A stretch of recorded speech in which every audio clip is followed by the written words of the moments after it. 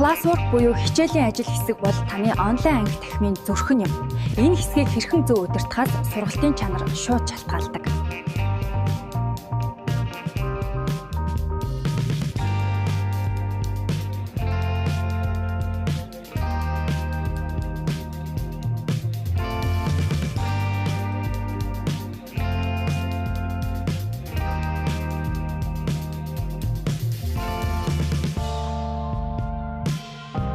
Унших даалгаврыг гүйцэтгэхдээ үндсэн ойлголт, гол санаа, түлхүүр үг, жишээ, тайлбар, жагсаалт, хүснэгт эсвэл зураглалыг ашиглан илүү ойлгомжтой болгоорой.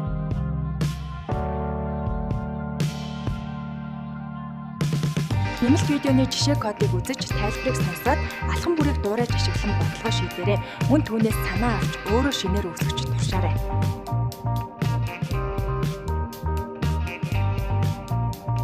Өгөгдсөн холбоосууд руу орж, сонгосон сэдвээрээ уншиж, судлаарай. Сэдвийг сонгосны дараа зөвхөн түүндээ анхаарч судалгаа хийгээрэй.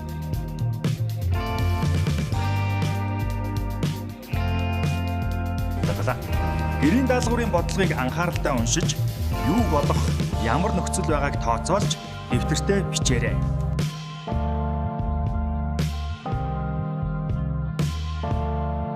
Сонгосон сэдвээр видео үзэх явцдаа жишээ кодыг алхам алхмаар задлж, үр дүнгийг шалгаж, задлан шинжилнэ.